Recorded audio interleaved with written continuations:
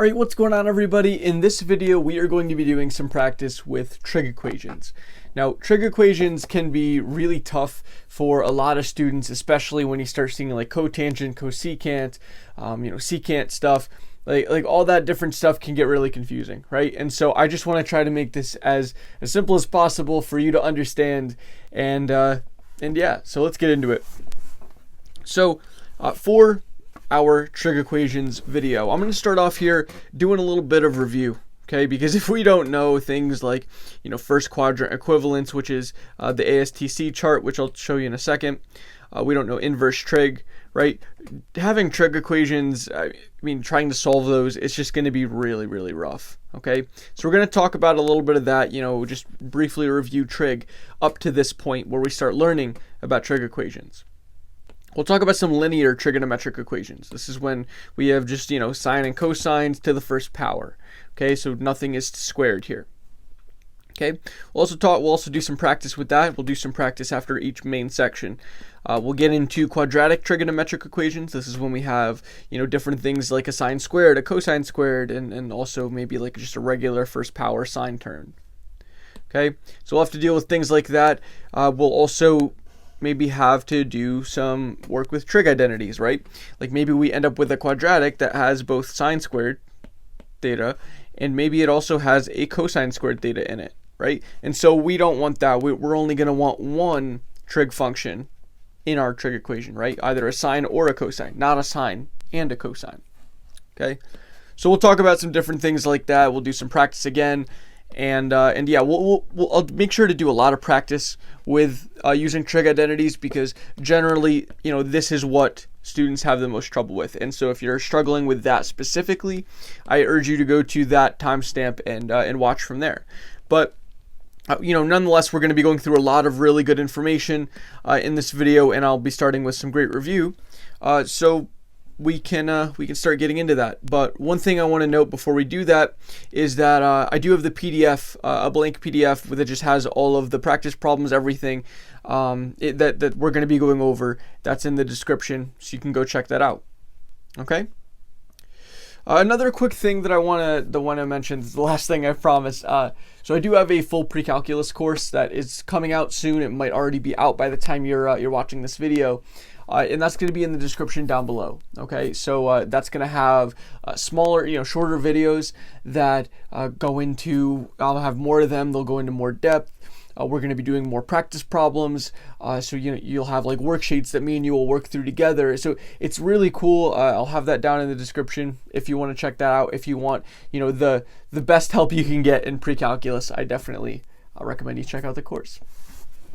So starting off with our review here, there's 4 things that I want to go over in this review. Right, the first is just the regular 1 over sine, 1 over cosine, 1 over tangent identities. Right, this is how you get back and forth between cosecant, secant, and cotangent. Right, some of you may have trouble remembering these 3 identities.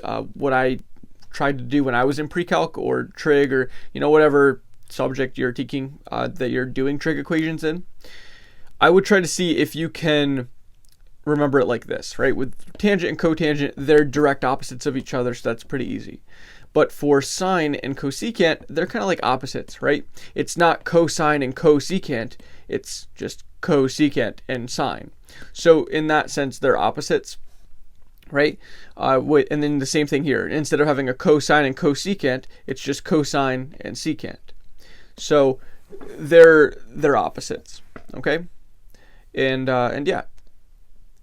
There's also 3 Pythagorean identities that you'll need to remember. This is a Pythagorean identity. Okay, this is sine squared plus cosine squared equals 1. A lot of people know that, right? But there also is tangent squared plus 1 equals secant squared, right? There's things like that you might be like, okay, whoa, where do you get that from? Well, I want to show you, and I don't want you to have to memorize that. You might after a while. I did after a while, but here's how you can remember that the easiest way. Okay, here we're just going to divide the main Pythagorean identity by cosine squared, and here we're going to divide it by sine squared.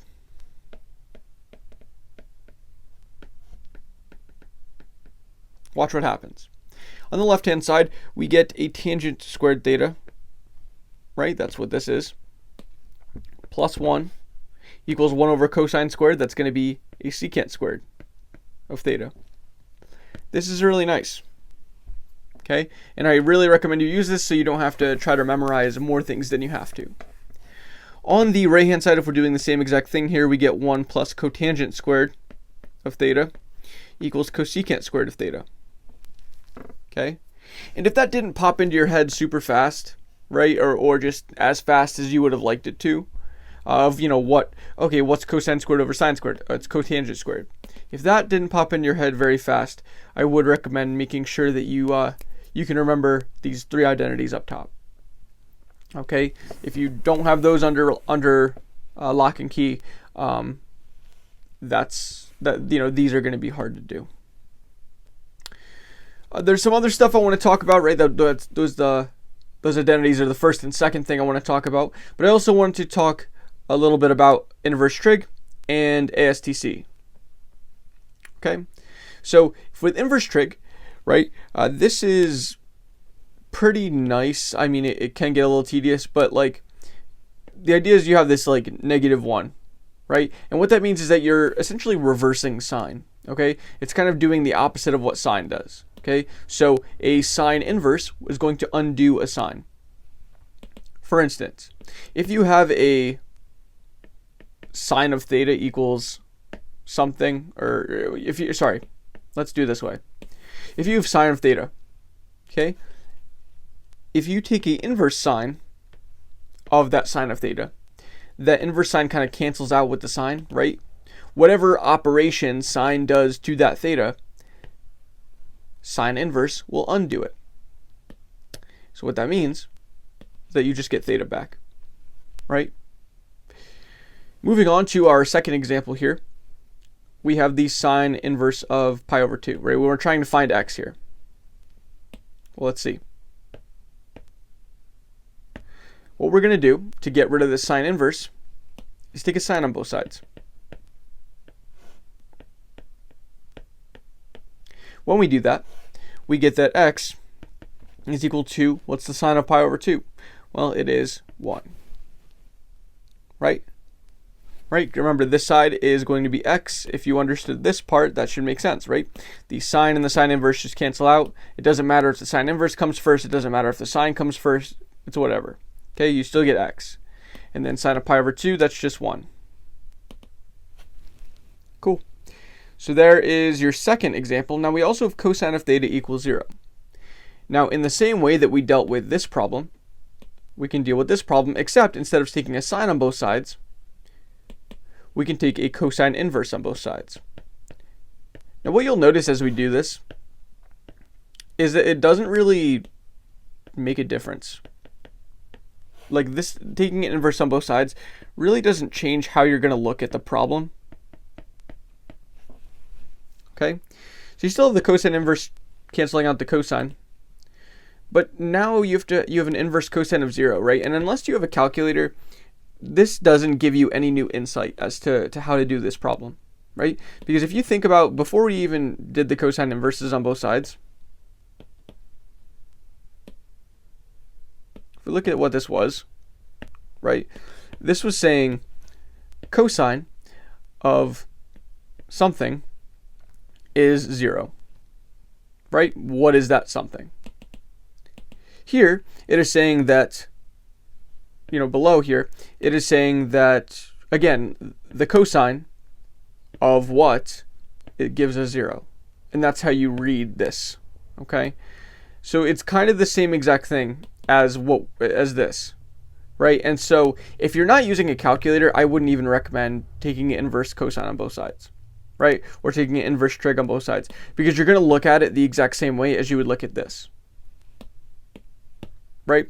This, I'm trying to erase here, this is something you can just plug into a calculator. What is the cosine inverse of 0? Well, it'll give you, pi over 2 and all that stuff, right? So here, theta,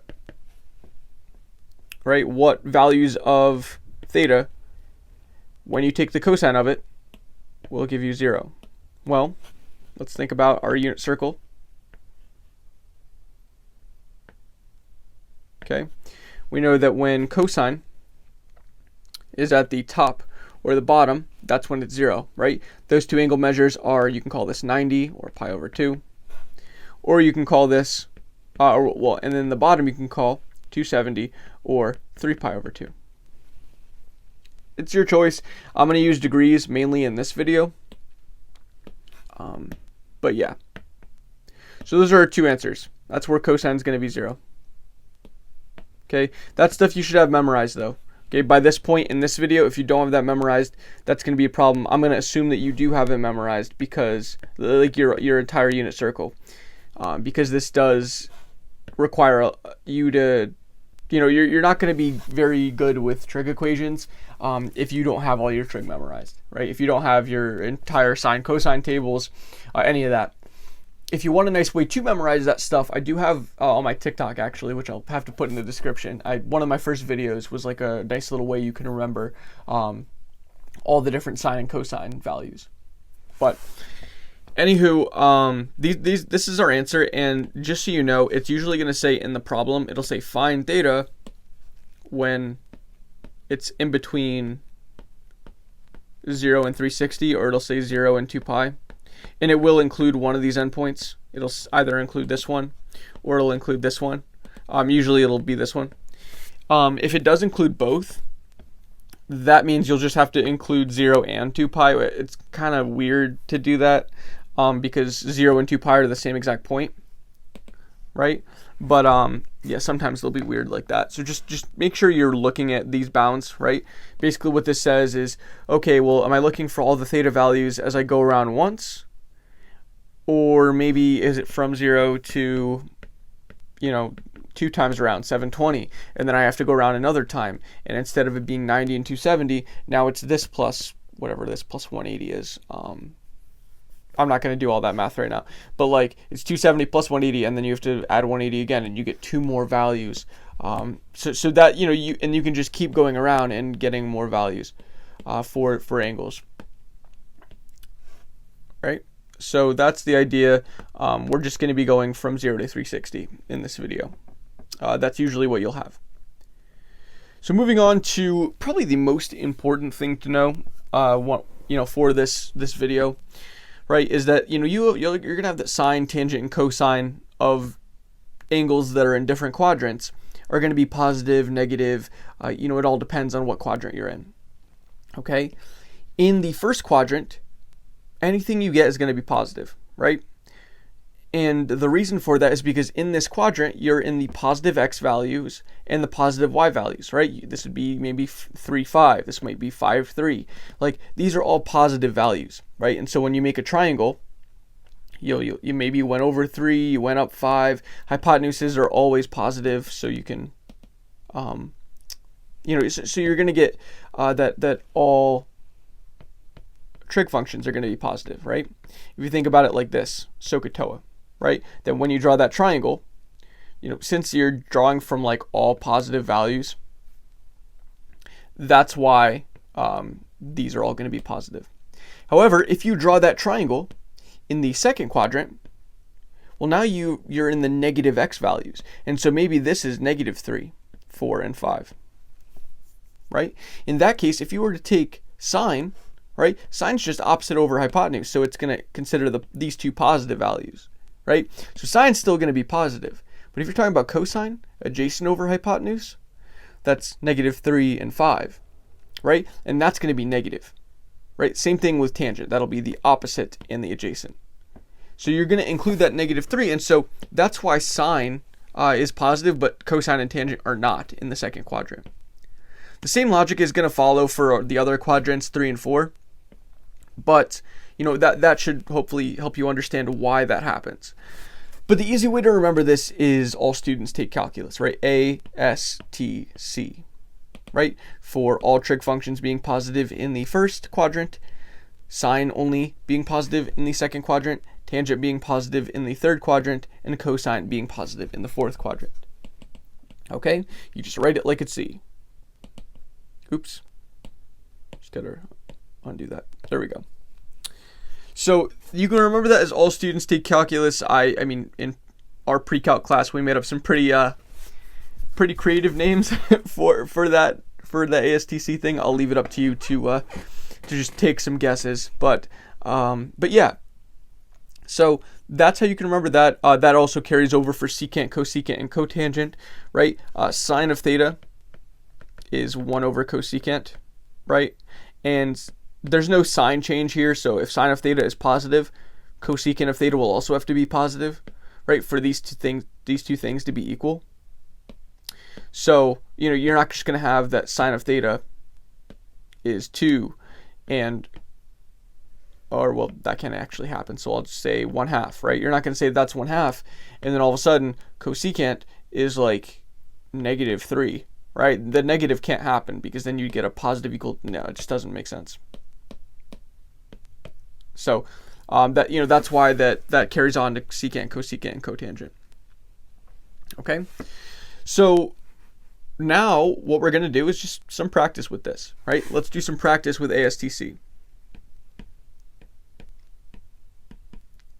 Okay, well, we have that the cosine of theta is equal to -1/2.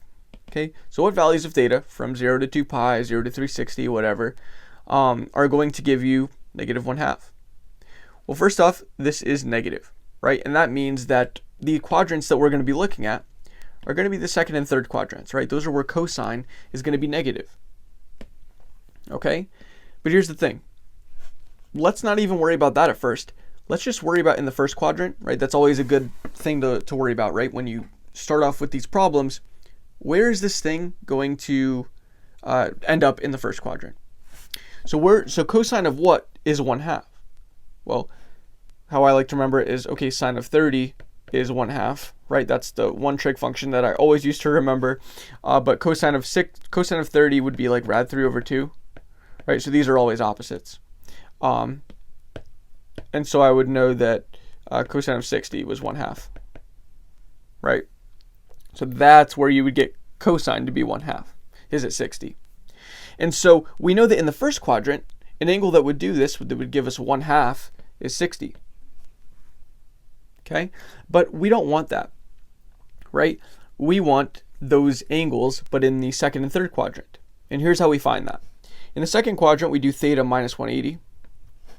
You may have already seen this before, right? This is supposed to be a review. And sorry, that's not correct. In the second quadrant, we do 180 minus theta. In the third quadrant, we do the theta minus 180. And in the fourth quadrant, we do 360 minus theta. Okay?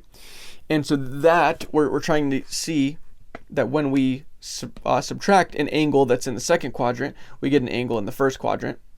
When we subtract with an angle in the third quadrant, we get an angle in the first quadrant, and then in the fourth quadrant, we subtract that fourth quadrant angle from 360, and we get our 60.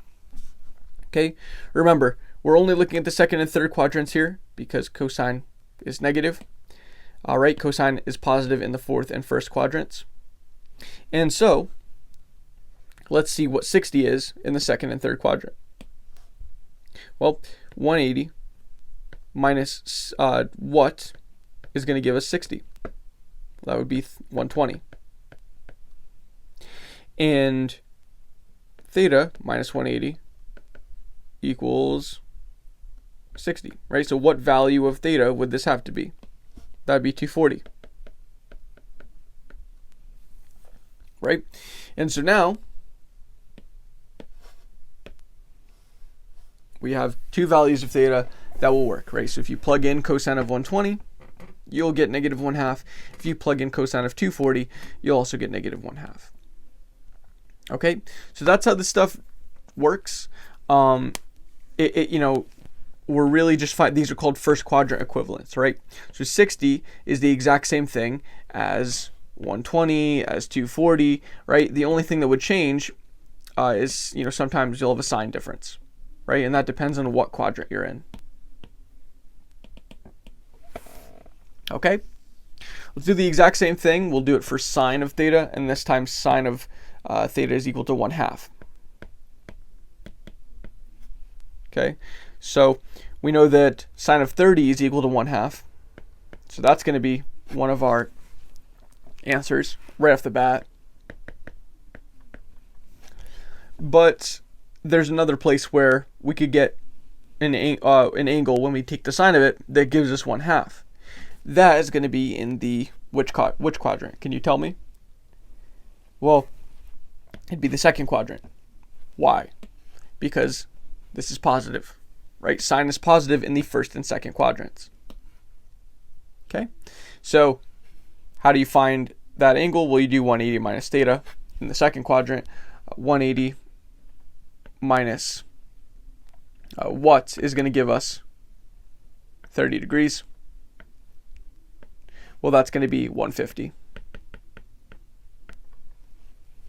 And so there you go. You get 2 more angles. All right. So that is going to be your answer there. So that does it for our review. Okay. Really, I just wanted to give you a good idea of all this different stuff, like inverse trig, the first quadrant equivalent stuff that all students take calc, where sine and cosine are positive, negative, all that different stuff. And if you understand that, right, this stuff becomes a lot easier. Okay, I promise. Like, it literally just becomes like solving for x in a way, right? And if you can do that, if you can solve for x in places, and you can do all the stuff that we just reviewed, you're going to be set with this. Okay, just make sure you understand everything that's in the red section before you move on to this stuff. Okay, so by the way, you can also take a 5-minute break right now if you're starting to feel a little burnt out.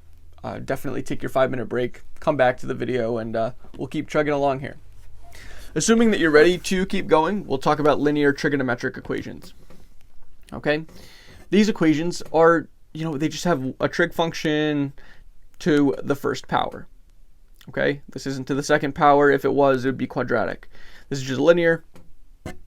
And yeah, so we're just going to solve it like a regular equation, right? We're going to solve it like it was something like this, where x is sine theta. Okay, so what we do in the step-by-step process here, we first are going to isolate the trig function. We're going to isolate that sine of theta, right? This is what we do for pretty much any trig equation, right? We are working to isolate a single trig function, and then we're going to find what theta is. Right? We're going to get theta by itself. Okay, so keeping with that, let's do step 1. Let's isolate that trig function. To do that, right, we're going to try to get the sine theta by itself. We subtract rad 3 on both sides. We get that 2 sine theta is equal to negative rad 3. We divide 2 on both sides, and we get that sine theta is equal to negative rad 3 over 2. Now this just ends up being exactly what we were working on in the review, right? This is the all students take calc thing. Okay? All trig functions are positive in the first quadrant, and then sine is positive in the second quadrant. We have our sine being negative here, so we're looking at the third and fourth quadrants. Okay? In the first quadrant, though, right, sine of what is going to give us rad 3 over 2? Well, 60, right? 60 degrees. And so we need to find what 60 degrees is in the third and the fourth quadrants. How we do that? Well, we have a theta minus 180 and a 360 minus theta. Okay? And theta minus 180, well, we'll write that out. Right? Here, theta would have to be 240. Right? You can just find that out by adding 180 on both sides. And then, we also can do 360 minus theta equals 60. And there, we can just subtract, am I doing this wrong? No, I'm not. Okay, good. There we can just do a little bit of math. You can think about it in your head, right? Theta would have to be 300. And so that's your answer. It's kind of weird to like solve this as a two-step equation. I guess what you'd have to do is you'd get negative theta equals 60 minus 360. Like you'd subtract 360 on both sides first, and you'd get that negative theta equals 300. And then you just divide by negative 1 on both sides, and you get theta equals 300. But hopefully you can kind of just eyeball something like that by now. If not, don't feel ashamed or anything. It's really not a big deal. So let's move on and do some more practice here. I have 2 problems for you guys here, and we'll just cruise through these right now. Okay, if you understood what we just did in this problem, right, in the orange problem here, we'll be fine with all the stuff in the yellow, right? So let's first off isolate the trig function, right? Step 1, we'll do it again. Subtract 1 on both sides. Okay, just solving it like this was 1 minus x equals 1/2, right? So we subtract that 1 on both sides, we get that negative cosine of theta. Make sure you don't forget that negative. Equals negative 1/2. And dividing by 1 on both sides, we get that cosine of theta is equal to 1/2. All right, step 1 is done. So we focus on step 2. Finding what theta is. We use that ASTC chart. Okay? We have that theta is going to be in the first quadrant, right? Because this is positive, right? So we're going to have a first quadrant. And where else is cosine positive? Well, in the fourth quadrant as well. Okay? So now what we're going to do is we're going to say, okay, well, what is this theta in the first quadrant? Well, cosine of 60 would give us 1/2. Also, what is this in the fourth quadrant? Well, we have 360 minus theta, right? And 360 minus 60. Not 360 minus 60. 360 minus what gives us 60? Well, that is 300. And so our answer again, like I think it wasn't that was like almost the same exact answers we got in the last problem, but we get that theta equals 60 and theta equals 300. Right? So step 1, again, isolate theta, right? That's just solving like a 2-step equation. And then step 2, use your ASTC chart, right? We know that this is positive, right? Where is cosine positive? In the first and fourth quadrants, right? Cosine of what gives us 1/2? That's 60, right? And what is that? What is 60 in the fourth quadrant? Well, we use 360 minus theta. We find this, and that's our answer, right? 60 combined with the fourth quadrant angle. Okay, moving on here. Our next example is that we have the square root of 3 times cotangent of theta plus 1 equals 0. Now this is going to be the exact same thing, guys. Don't get scared because you have the cotangent there, okay? Promise it's not that bad. We're just going to keep going with that step-by-step process. Okay, let's solve for cotangent. Okay, we subtract 1 on both sides. We get that the square root of 3 times cotangent of theta equals a negative 1. Okay, and then we can divide by rad 3 on both sides, and we get that cotangent of theta equals negative 1 over the square root of 3. Okay, now this is obviously really gross to look at. I don't want to look at cotangent of theta equaling negative 1 over square root of 3. Like, that looks gross. So what we can do is we can just like flip the cotangent and make it a tangent, right? We know that cotangent of theta equals 1 over tangent of theta. So we can write this as such. We can write this as a 1 over tangent of theta is equal to negative 1 over square root of 3. And you can put both sides to the negative 1 power, like just to flip them, right? And you get that tangent of theta is equal to the square root of negative 3. Okay, so that's step 1 done. Step 2 is going to be ASTC, right? Isolating theta. How do we do that? Well, just like we've been doing it. What quadrants are we going to be looking at? Well, tangent is negative here, so it's going to be in the second quadrant and the fourth quadrant, right? In the first and third quadrants, tangent would be positive, and we don't want that. So, what's the angle measure in the first quadrant, right? Well, tangent of what is going to give us rad 3? Well, tangent of 60 would give us rad 3. Okay, that's something you got to know. If that's confusing, you can try putting sine and cosine together, right? Sine of 60 is rad 3 over 2. Cosine of 60 is 1/2, and that's rad 3,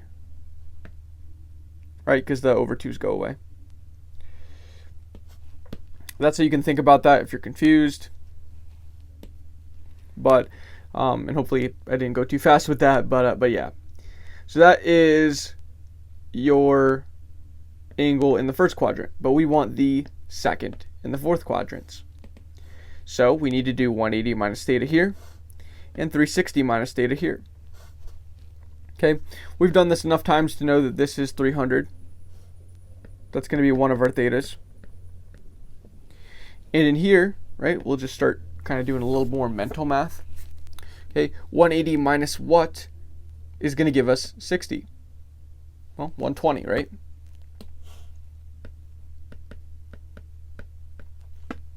And that is going to be our answer. Okay, perfect. So really, it's just been solving the step-by-step process that I've laid out here.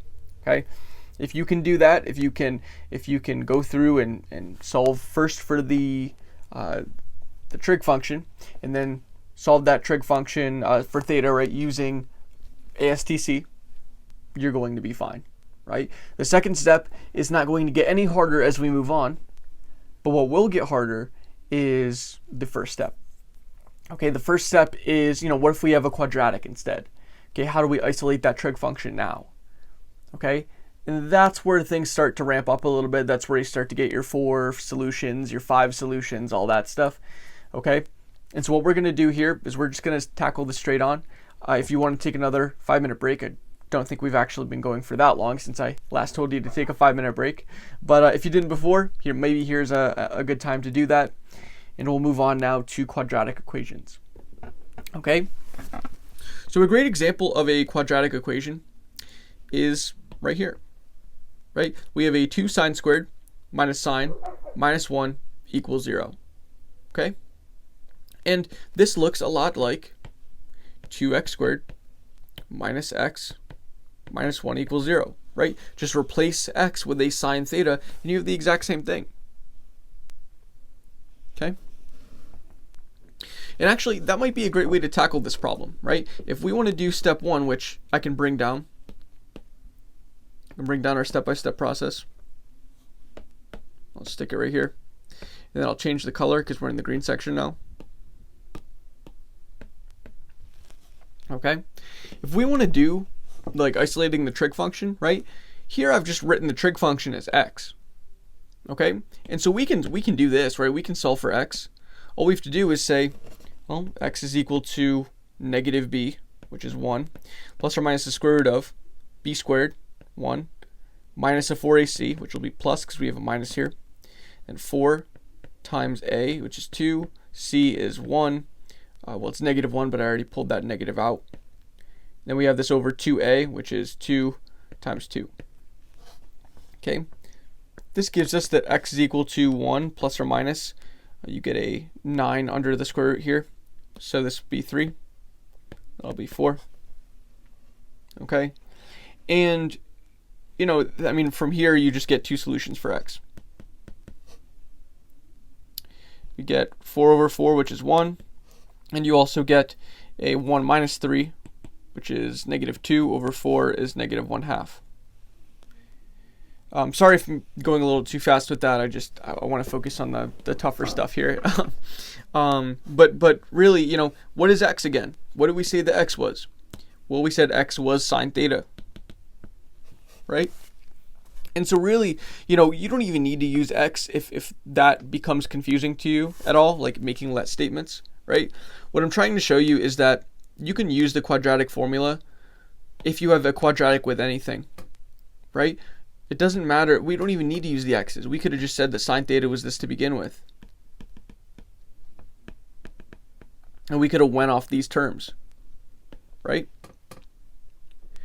And so it depends, however, you want to handle it. If you want to use the x's, you can. If you don't want to, that's fine too, right? Personally, I use the x's at first to just understand what was going on, and then I realized that you can just put sine theta here and you'll be fine. Okay? So, now that that's settled, that was step 1, right? We isolated the trig function. We figured out what that was. Let's do step 2 now. And step 2 is to figure out, well, what angles are going to give us 1. Well, that's going to be just 90, right? Right? That's the only one. If you have like a 1, -1, or 0, or actually, if you just have like a 1 or -1, there's only going to be one solution, right? Because on this entire unit circle, there's only one place where you're going to get a 1 out of sine. And there's only one place that you're going to get a -1 out of sine. There are 2 places, however, that you could get any other of the values.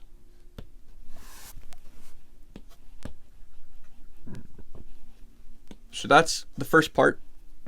We also have sine of theta equaling -1/2. And for that, that's just some more ASTC. Okay?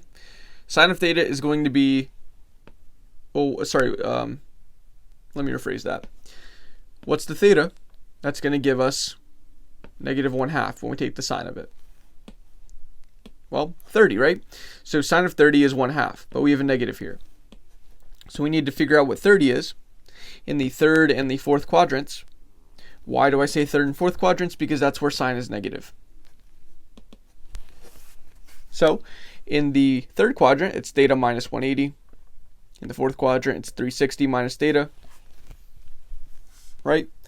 And so we just figure out what that is, right? So bringing this down here, theta minus 180 is going to equal 30. We get that if we add 180 on both sides, theta will equal 210. And that's one of our angle measures, right? Let's figure out what 30 is in the fourth quadrant using 360 minus theta. 360 minus theta is going to equal 30, right? And we can just see here that theta would have to be 300. Or not 300, 330.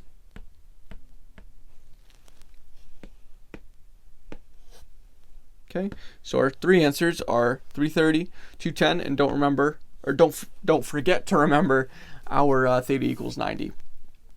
Okay, if you can get all those, that's it. Those are our solutions. So again, this is just quadratic formula here, right? Picture the signs as x's, and you would just get this, right?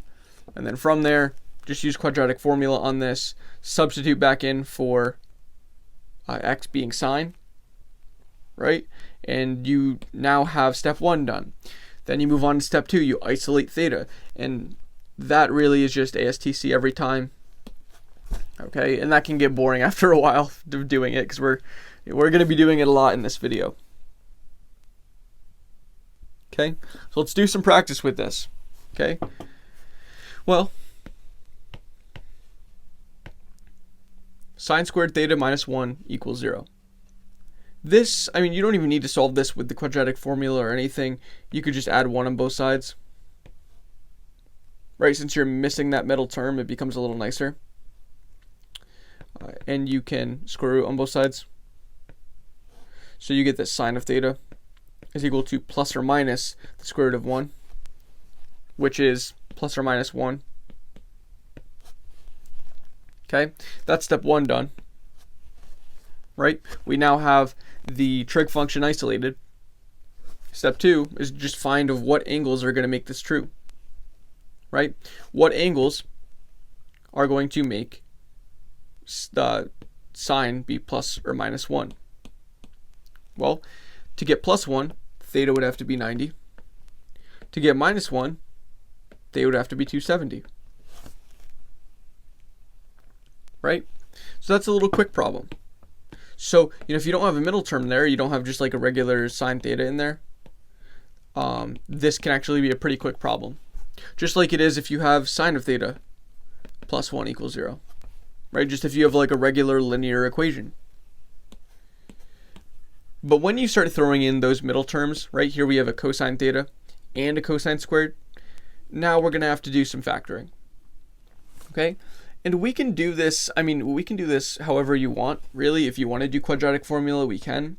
We can also factor this in other ways, right? So we can also use, and I'll be using quadratic formula in other problems in this video, so I don't want to do it here. I just want to do something different. We can use like the AC method, right? That's another great way to factor things with something other than 1 on your highest powered term. So what we're going to do is we're going to, first off, we're just going to let x equal cosine theta. So because this becomes a little more friendly looking, we get 2x squared plus x minus 1 equals 0. Okay. And then we're just going to do the AC method, which you may remember, or you may have never learned. Hopefully you have. We're going to split this middle term up.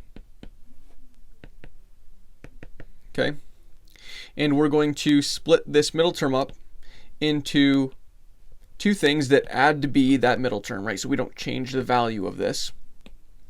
And they multiply to be a times c, right? Which is 2 times negative 1, right? That comes from ax squared plus bx plus c, right? You have the a and the c.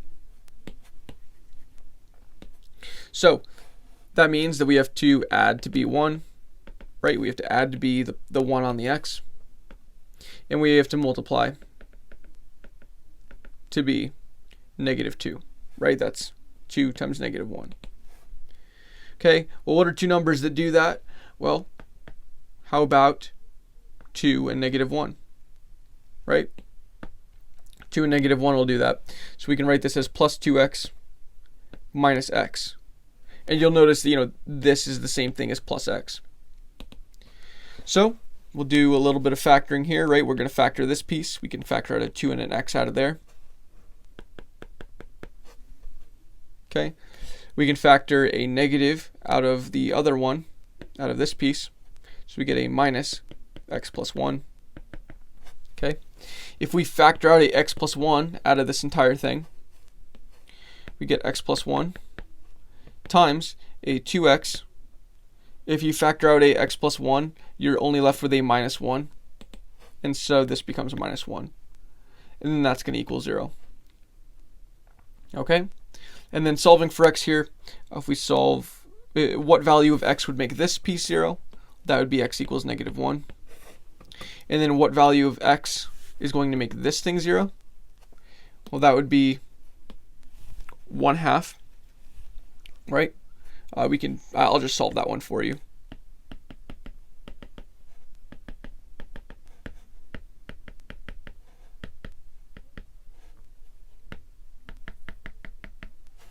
Okay, so there's your solution there. Yeah.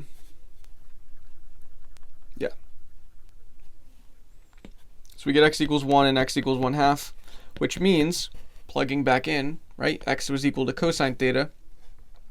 So cosine theta is equal to negative 1, and cosine theta is equal to positive 1/2. Okay? Cool. So now we're on to step 2. Right, that was the end of step 1. I didn't even label it as step 1.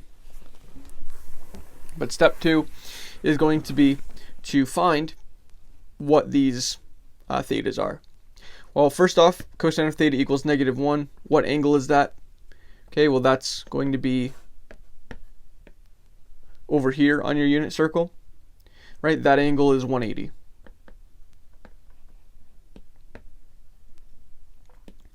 Then with the cosine theta equals 1/2, that's where you have to use some ASTC. Right, that's positive. Cosine is positive in the first and fourth quadrants. In the first quadrant, 60 would satisfy that, right? The cosine of 60 is going to be 1/2. But what is 60 degrees in the fourth quadrant? Well, we use 360 minus theta for that, just like we have been, right? And 360, what value of theta would give us 60, right? Well, let's see. 360 minus theta equals 60. You should see here that theta would have to be 300. Okay, and we already wrote down that theta is going to equal 60, right? Because cosine is positive in the first and the fourth quadrants. Okay. Oh, and that's the wrong color. We're not in the, I'm looking at the color below that we're about to come to. We are in the, actually, what section are we in? Yeah, we're in the light blue section, cyan, or whatever you want to call it, aqua. Okay. So again, this has really just been using quadratic formula. If you want, when you see a square and when you see a quadratic looking thing, you can just let x equal the trig function, and then it becomes factoring from there. You could use the quadratic formula, you could use the AC method, you could just factor it regularly. If you don't have a 2 here, you can use, you could even use completing the square, honestly, but nobody wants to complete the square, come on. But anyways, actually, let me come back up to the face cam here. We're about to move on to our last 2 sections in this video. If you want to take another 5-minute break, feel free. Just don't get burnt out, because this is going to be our longest section here. The purple section will be our longest section, but like these next 2 are going to be pretty long, because this is where it starts to get really difficult. Okay? So if you understand the other stuff that we've done, right? Solving linear equations, solving quadratic equations, right? The different steps, right? Solving for the trig equation first, or the trig function first, and then solving for theta later, using ASTC and all that. If you understand those 2 things, this is going to be not really a walk in the park, because you're still going to have to do a lot of trig identity stuff, but it won't be nearly as hard as it would be otherwise. Okay? So let's get into this. So we want to use some trig identities when we see that we have a cosine squared and a sine squared. We have 2 different trig functions in the same equation. Okay? We always want the same trig equation, right? If we look above, we had just cosines or just sines, right? But if we have a mix, we're gonna have to unmix it, essentially. How do we do that though? Well, here, we have a bunch of sine terms, but we only have one cosine term. Okay? And this cosine is being squared. So what we can do is we can make this into a sine squared. How? Well, we use the main trig identity that everybody knows. Sine squared plus cosine squared equals 1. Okay? Now, you may be like, oh, well, you have a cosine squared minus sine squared here. No, that's not what I'm talking about. I'm talking about plugging in for just this cosine squared. And how we do that, let's subtract sine squared on both sides here in this identity. And we get that cosine squared is going to be 1 minus sine squared. Okay? So if that is what cosine squared is, we can just plug that in. Right? That becomes this. And then we get minus sine squared theta. Get plus sine theta. And we have a 0. Combining some like terms here and reordering things, we're going to get minus sine squared theta plus sine theta. Sorry, that's wrong. We're going to get a minus 2 sine squared theta plus sine theta plus 1 is going to equal 0. Okay? And just so we don't have a negative here, I guess it doesn't matter, but we could divide both sides by -1 and get 2 sine squared theta minus sine theta minus 1 equals 0. I like to have a positive term out here. Okay? So now this just becomes one of the quadratics that we had before. Okay, we can use the quadratic formula on this. Okay, we can say, and we can try this. We'll do a let statement here, but we won't do a let statement for any of the other problems. Okay, so this will be the last time I use a let statement. We'll say let x equal sine theta, and this becomes 2x squared minus x minus 1 equals 0. Right, that's what this becomes if you let x equal sine theta. Okay, so now we choose the quadratic formula on this. We'll say x is equal to negative b. That becomes 1. And b squared is 1 minus a 4ac. That's going to be 4 times 2 times, we have a negative 1 as our c. All over 2a, that's going to be 4. And then we can just keep going here. So we get 1 plus or minus the square root of, this looks like it's going to be 9, 4. We get 1 plus or minus 3 over 4. Okay, and good. Actually, did we? Yeah, we're good. We're good. Okay, so we get that x is equal to 1 and x is equal to negative 1/2. And if we plug back in for sine theta, we get that sine theta is going to be 1 and sine theta is going to be negative 1/2. Okay, remember again that we could have just plugged in sine theta from the beginning. We don't have to rewrite this as x. Okay, we can rewrite it in terms of, we can do the quadratic formula just having a sine theta here, you know, off of this instead of this. But yeah, anywho, so that's that. Where is sine theta 1? Well, that's at 90, right? And then where is it negative 1/2? Well, let's do a little bit ASTC. I'm kind of running out of room here. So do it right here, right? We see that, first off, we have sine theta equals 1/2, right? That's going to happen at 30 degrees in the first quadrant. But sine is negative here. And so we're going to be looking at the third and the fourth quadrants. Okay? In the third quadrant, it would be, we have to use theta minus 180, right? And we would get theta equals 210. And in the fourth quadrant, we need to use 360 minus theta. And there we get theta equals 330.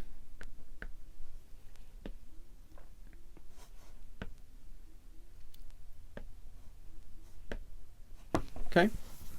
So those end up being our three answers there. Moving on to our next problem. You know, here we have something that doesn't have any squared terms in it, right? It's actually like, it looks like linear right now, right? Because we have trig functions to the first power. We're going to get some sine squareds and cosine squareds in there in a little bit, right? But, you know, right now, we have a bunch of different trig functions, and that's gross, right? We don't want that. And if we have, you know, we have all these different trig functions in there, what I recommend is we just break it down into sines and cosines, right? We could do that with any trig function. And so if we start doing that here, well, secant is 1 over cosine. Tangent is sine over cosine.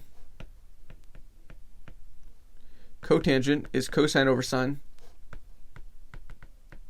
And from here, we're just going to be finding common denominators, right? We're trying to solve for one trig function, yes, right? And that's step 1. But nobody wants to deal with fractions, okay? And so what we can do is just find common denominators, get rid of the fractions, and then maybe there's something we can do, like we did before with having, you know, cosines and sines, right? So what I recommend doing, finding your common denominators, getting, we'll multiply this by sine theta over sine theta, multiply this by sine theta over sine theta, and multiply this by cosine theta over cosine theta. When we do that, we get sine theta over sine theta cosine theta equals sine squared theta over sine theta cosine theta plus a cosine squared theta over sine theta cosine theta. Okay?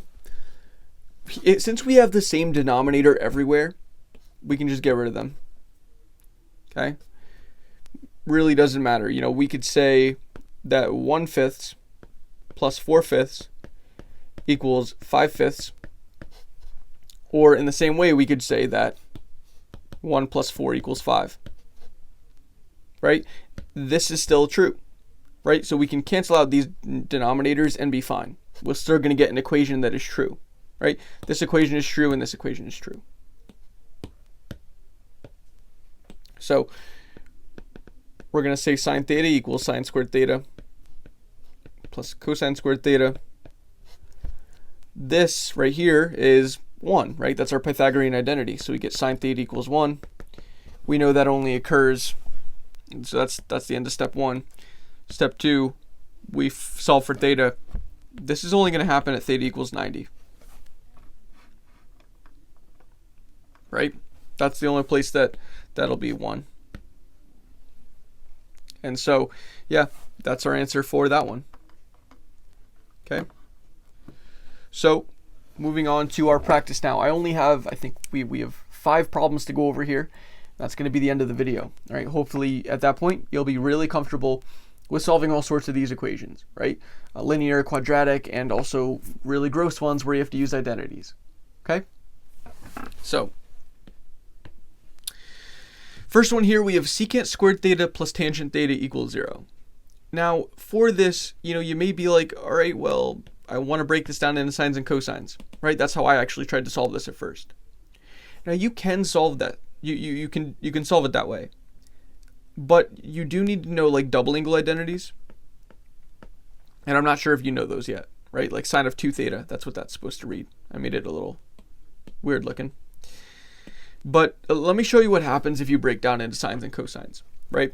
You get a 1 over cosine squared theta plus a sine of theta over cosine theta equals 0, right? That's secant is 1 over cosine squared, tangent sine over cosine. You can get common denominators by multiplying this by cosine theta over cosine theta. And you get 1 over cosine squared plus sine theta cosine theta over cosine squared theta.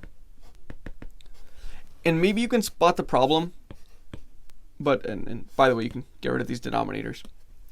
But, once you have this point right here, once you're here, and you can just subtract by -1 on both sides, you get a sine and a cosine being multiplied by each other, and so that gets really gross. From there, really the only way you can go about doing this is by using the double angle formula, that sine of 2 theta is equal to 2 sine cosine. Now, that double angle formula doesn't make this hard to solve. Like, really, if you just divide by 2 on both sides, you get sine theta cosine theta on this side. And so your substitution ends up being sine of 2 theta over 2 equals -1. Right? And so you can multiply that 2 on both sides and get sine of 2 theta equals -2. But from here, you would just have to take the inverse cosine of both sides and then divide by 2. And it's like, it doesn't get that messy, but I don't know. It's just like dealing with double angles isn't very fun. And there's a nice way to avoid that for this problem, and it's actually quicker. Okay? Also, what you'll see here is that there's no solutions because you can't have the sine of anything. Doesn't matter if it's 2 theta, 5 theta, 6 theta, right? This can't be more than 1 or less than -1, right? So that's actually, there's going to be no solutions for this problem. So what I like to do, and this is kind of my rule for when to do this, if I see just a secant and a tangent, right? Tangent and secant go together in the same way that sine and cosine do, right? These guys have a bond. Secant of theta and tangent of theta have a bond, and cotangent of theta and cosecant of theta have a bond. right? If I get one of these pairs, that's when I will not break down into sines and cosines. I will just keep it as is, and I will try to use any Pythagorean identities that I can. Okay, that's going to be my first look, right? And so here we can actually use that. Remember, we know that tangent squared theta plus 1 equals secant squared theta, right? And so we can plug in tangent squared plus 1 for secant squared.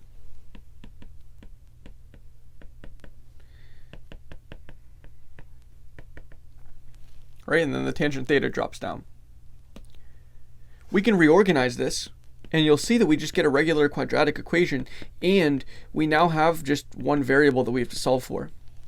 Right, and again, this is all part of step 1. We're going to be solving for tangent theta here. And this is just going to be quadratic formula. Right, here x is just going to be 1 everywhere. Right, so we get x is equal to negative b, negative 1, right? Plus or minus, and this is an x, right? This can be, our variable here is tangent of theta. That's what we can treat this as, right? We can do a let statement and let x equals tangent theta, or we could just use the quadratic formula with tangent theta.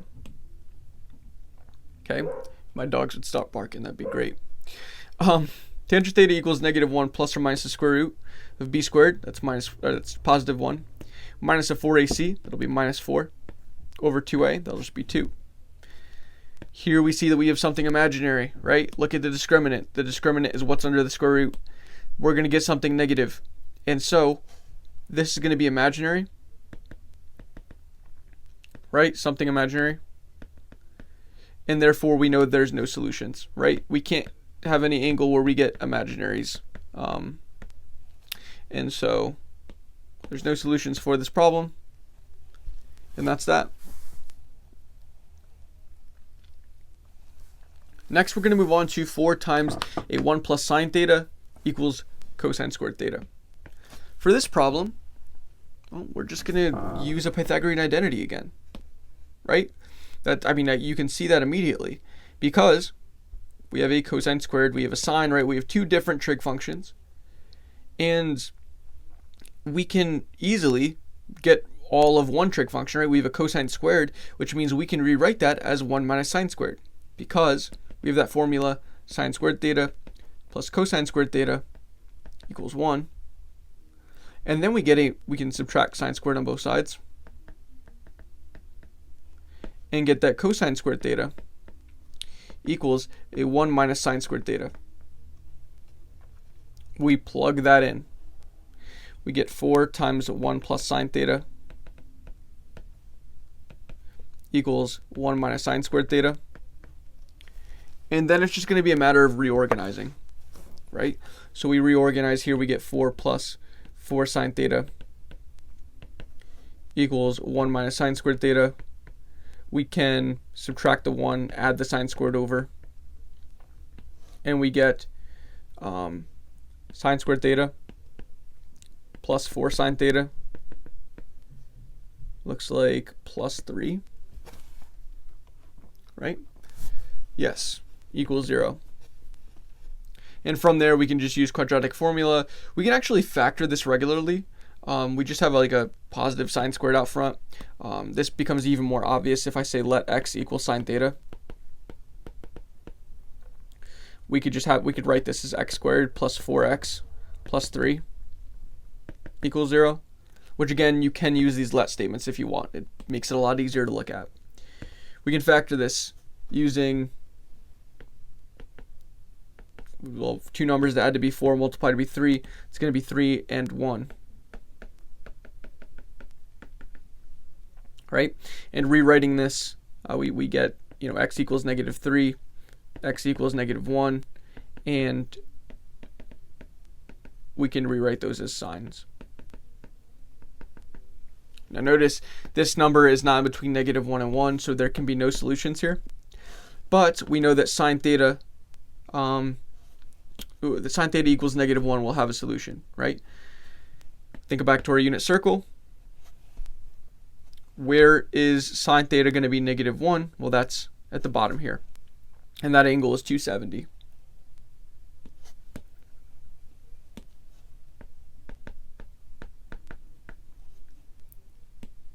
Okay.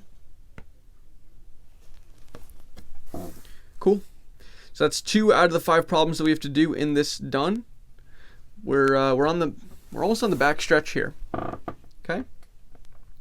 Next we have tangent theta equals cotangent theta. You know, step 1 is just going to be, again, like it always is, to get one trig function, to solve for a single trig function, right? Here we have tangent and cotangent. Remember that these two things are related. We know that tangent theta is equal to 1 over cotangent theta. And so we can rewrite cotangent as 1 over tangent. Right? And if we do this, now we have all of a single trig function. And that's nice. Right? We can multiply tangent squared on both sides to get tangent squared of theta equals 1. Right? If we multiply here by tangent theta, these cross out. Okay? And then we just square root both sides. So where is tangent theta going to be plus or minus 1? Right? That'd be, plus or minus the square root of 1, which is 1. Right? Well, let's consult in step 2 ASTC. Well, we have plus or minus 1 here. So that means we're looking at all quadrants, right? We're looking at positive and negative, all in between 0 and 360. Where is tangent going to be 1? Well, at 45 degrees in the first quadrant, right? Why? Because tangent is sine over cosine. And at 45 degrees, we know that sine theta and cosine theta are the same thing, right? They actually end up being rad 2 over 2 at 45 degrees. And if you have the same number over the same number, you get 1.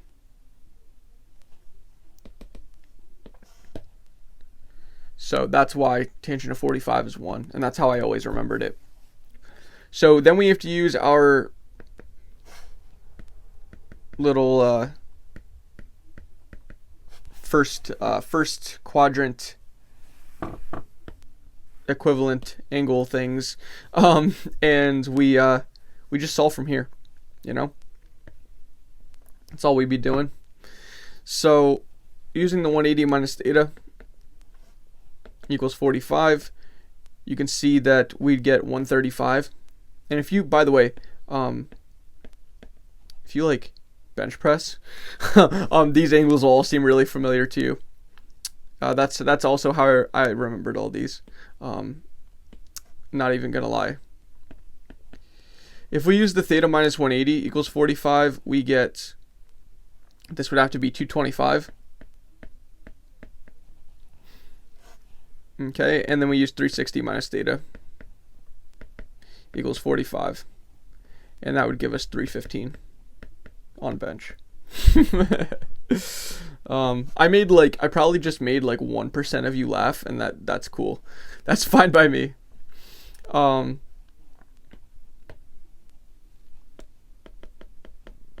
Anyways, yeah, that's going to be theta equals 45, right? That's the first quadrant one. So again, this can be all quadrants because this is plus or minus 1, right? That's an artifact of square rooting both sides. And so all quadrants, right? That's, plus or minus. We don't care what quadrant we're in because it doesn't matter if we're plus or minus. So that is going to be step 2. That's how we isolate theta. Again, it doesn't really get more difficult, right? It's just more ASTC that you have to do. Okay, so now we're done with our first 3. We have 2 more problems to go, and then we're done. You're home free. So let's do cosecant squared equals cotangent theta plus 1. Okay, now remember, this is one of the pairs that I talked about earlier, right? Cotangent and cosecant kind of go together, right? And they go together through this Pythagorean identity that cotangent squared theta plus 1 equals cosecant squared theta. Okay? And so we know that if cosecant squared equals cotangent squared plus 1, we can get this all to be a single trig function by plugging that in here.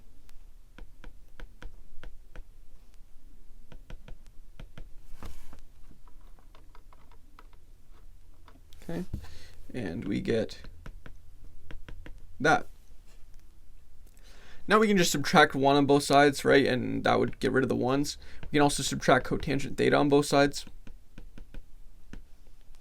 And we get that cotangent squared theta minus cotangent theta equals 0.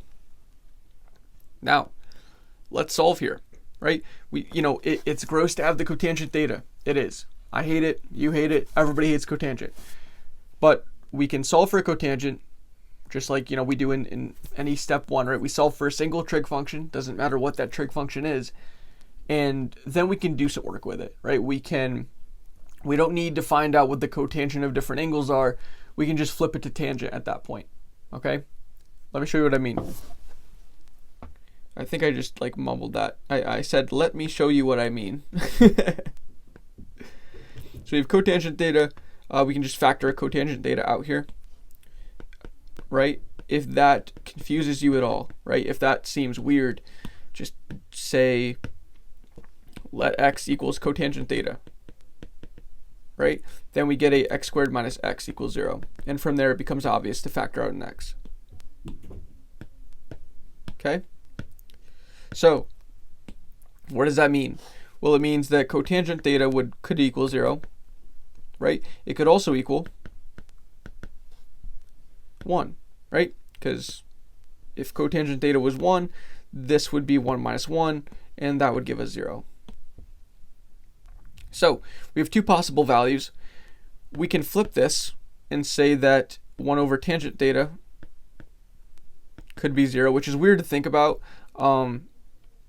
That's a little weird. We're going to come back to that in a second.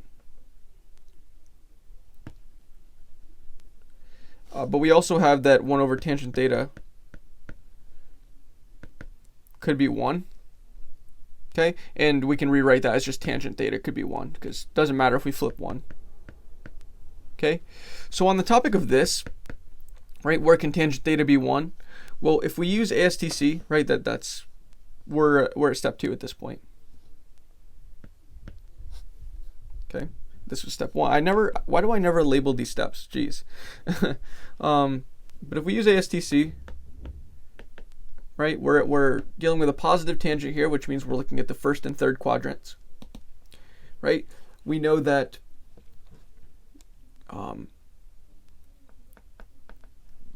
45 is going to be one of our answers, right?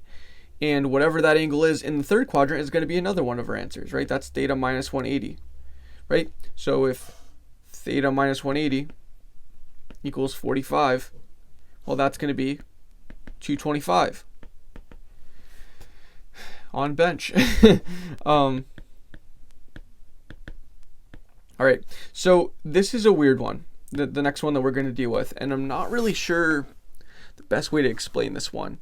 So we're looking at where cotangent is equal to 0, right? And there are two places where that can happen. I really think it's weird to remember it as 1 over tangent theta equals 0, because from here it's weird to think about how 1 over something could equal 0, right? It just doesn't really make much sense.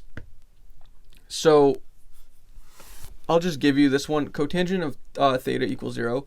Solutions to that, you could think of as, instead of thinking of it that way, think of it as cosine theta over sine theta equals 0, right? From there, you can just multiply sine theta on both sides. I know that's kind of cheating, but that's how I like to think about it. And because you're essentially multiplying by 0 on both sides. You'll see why in a second. I think you're multiplying by 0 on both sides. No, you're not. No, you're not. Yes, no, you're not. Okay, no, you're not. No, you're not. But this is how I like to think about it. So forget what I just said. I think about it this way. And where's cosine theta equal to 0? There's two places. That's at theta equals 90 and theta equals 270. Okay. So yeah, that's it. So again, it's weird to, what I was trying to say with all this garbage was that it's weird to think about 1 over tangent theta equaling 0. It's just weird. Because it's like, how can 1 over something equal 0? So what you should think about is that you can break cotangent down into cosine over sine. And then if you multiply by sine on both sides, you just get cosine of theta equals 0. And where does that occur? Well, that's going to occur at 90 and 270. Okay? So that is your second to last problem. Your last problem here is going to be tangent squared of theta equals 3 over 2 secant of theta. Okay? Tangent and secant are pairs. Right? We can get all secants here if we just use that Pythagorean identity. Tangent squared of theta plus 1 equals secant squared of theta. We could try to break this down into sines and cosines. You could have some luck doing it that way as well, right? But, you can do whatever you feel most comfortable with, right? So what I'm going to do here is I'm just going to plug in for a tangent squared and get all secants, right? Plug in for whatever the thing is being squared, because you can't do anything with the secant. Right? So we subtract 1 on both sides, and we get that tangent squared, right? A substitution for tangent squared would be secant squared of theta minus 1. We can just plug that in here. Secant squared of theta minus 1 equals 3/2 secant theta. Okay? We can rewrite this as secant squared theta minus 3 over 2 secant theta minus 1 equals 0. Okay, that's cool. So now what the heck do we do with this? Well, this is a quadratic, right? We can keep solving in step 1, which I have forgotten to write for the final time in this video. We can solve this as a quadratic. You can use the quadratic equation. It's kind of annoying to have to deal with the 3/2. So what I would do is just multiply each side by 2. And then you get 2 secant squared theta minus a 3 secant theta minus 2 equals 0. And now you don't have like a fraction as your b. But we can use the quadratic formula. We can say, if you think about these secants as being x's, we can write secant theta equals negative b, which is 3, plus or minus the square root of b squared, 9, minus a 4ac, it's minus a 4 times 2 times negative 2, all over 2a, it's 2 times 2. Okay, yes, it is, good. And then just simplifying from there, we get 3 plus or minus the square root of, this is going to be a 16 right here, so we get a 25 under the square root. And we get a 4 here. So we get secant theta equals 3 plus or minus 5 over 4. 3 plus 5 over 4 is going to be 8 over 4, which is 2. 3 minus 5 over 4, 3 minus 5 is negative 2, over 4 is negative 1/2. Okay, so don't say that this is not a solution, by the way. 2 is going to there'll still be solutions for this, because we have secant theta. Not a cosine, not a sine, not a tangent, right? These have different ranges. Okay? You might remember like some of these secant, cosecant, cotangent looking graphs, right? They might look like this, right? They avoid all the values in here, but they'll have all the other values, right? You'll see that when you actually start graphing these things. It's weird looking. So if you flip this guy here, right, flip secant, because you have values now. 1 over cosine theta is going to equal 2, and it's also going to equal negative 1/2. And if you flip both of these here, you could just put each side to the negative 1 power. You get that cosine of theta is equal to 1/2, and cosine of theta is equal to negative 2. Right? Now here, with this, now we know there's no solutions with this. Right? but we shouldn't, we can't eliminate that. We shouldn't eliminate this 2 early on because we have a secant, right? It's different. When we have a sine, cosine, tangent, that's when we can eliminate, right? Because if we would have eliminated this here, we wouldn't have got this here, and then we would have been wrong. So for the last time, we're on step 2, doing the ASTC stuff. Where is cosine theta equal to 1/2? Well, that's going to be 60 in the first quadrant, right? And this is positive here, so we are looking in the first and fourth quadrants. Okay? And in the fourth quadrant, to get that angle, to get that first quadrant equivalent, we need to do 360 minus theta. Okay? Well, 360 minus theta equals 60, right? Theta would have to be 300. And so now we have our answer. Theta equals 300 and our original 60. Okay? Final answer.